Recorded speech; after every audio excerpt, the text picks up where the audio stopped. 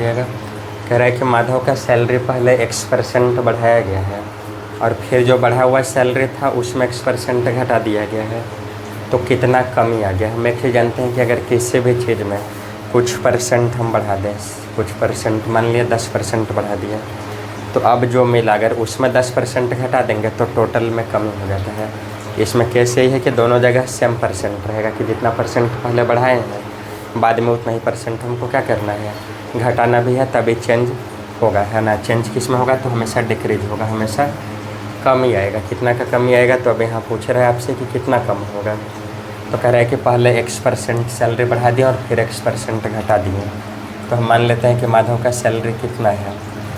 Late Madhav salary ₹100, Madhav salary ₹100। Madhav का salary कितना है, 100 रुपया है, और इसमें X% बढ़ा दिए, तो increasing the salary by X%, increasing the salary by X%। Salary जब X% बढ़ेगा तो अब सैलरी हो जाएगा 100 + 100 का कितना, X%। अच्छा एक बात और समझिएगा कि X% ऑफ 100 या 100% ऑफ X दोनों सेम बात है, समझ आया ना। कि परसेंट चाहे यहाँ रहे या यहाँ रहे दोनों सेम ही है, क्योंकि परसेंट है नीचे 100 आएगा तो 100 यहाँ से लाओ या यहाँ से लाओ, बात एक ही है, क्योंकि दोनों मल्टीप्लाई में है। तो यहाँ से आपको कितना मिल गया, मिल गया 100 + 100 इंटू X बाई कितना 100, तो 100 + X उसका नया सैलरी हो गया। अब इतना उसको मिल रहा है, पहले 100 रुपया मिल रहा था, अब X% बढ़ा दिए, तो 100 में X% बढ़ेगा, तो 100 में जितना बढ़ाएंगे उतना ही बढ़ेगा। 10% में 10 बढ़ेगा, 20% में 20, तो X% में X बढ़ा, यहाँ सामने दिखाई भी दे रहा है कि हाँ X बढ़ा है, कहीं कोई दिक्कत समझने में।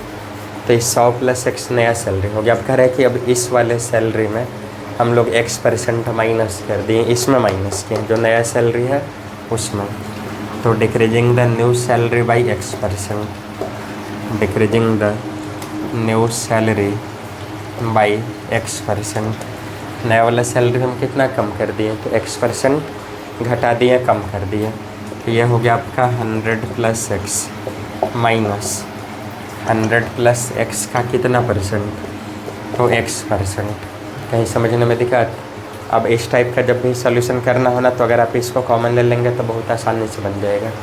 तो ये दोनों हम कॉमन लेते हैं सीधा, जो चीज़ यहाँ है सेम चीज़ यहाँ भी है, तो 100 + X हो गया कॉमन, तो इधर से बच गया 1 - X% मतलब X/100। अब सैलरी इतना आया, कोई दिक्कत समझने में नहीं है। ठीक हो गया आपका कितना 100 + X इंटू 100 - X और बाई कितना 100, तो ये हो गया आपका टोटल 10,000, है ना। 10,000 - X² बाई 100। समझिएगा ध्यान से यहाँ पर कि A + B into A - B है, तो A² - B², तो 100 का स्क्वायर आ गया 10,000, और X का स्क्वायर कितना आ गया X²। समझने में कहीं कोई दिक्कत परेशानी नहीं है। अब यहाँ से इसको सेपरेट कर देंगे, इतना बाई इतना और फिर इतना बाई इतना, है ना। ये हो गया आपका 10,000 बाई 100 माइनस X² बाई 100, तो ये हो गया आपका 100 माइनस X² बाई 100। थोड़ा सा अगर आप दिमाग पर प्रेशर डालें तो पहले उसको 100 रुपया मिल रहा था, अब उसको मिल रहा है 100 माइनस इतना, यानी कि इतना रुपया कम मिल रहा है। कितना कम मिल रहा है, तो X² बाई 100 उसको अब कम मिल रहा है, तो डिक्रीज तो इतना ही करना हुआ है।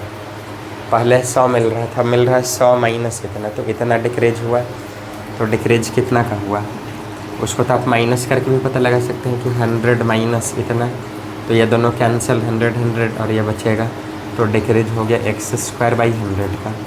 पूछ रहा है कितना परसेंट डिक्रीज हुआ, तो X² बाई 100 डिक्रीज हुआ, किस में डिक्रीज हुआ इतना, तो 100 में डिक्रीज हुआ, तो बाई 100, और परसेंट लाने के लिए किससे मल्टीप्लाई 100 से कैंसिल, तो X² बाई 100% का डिक्रीज हुआ।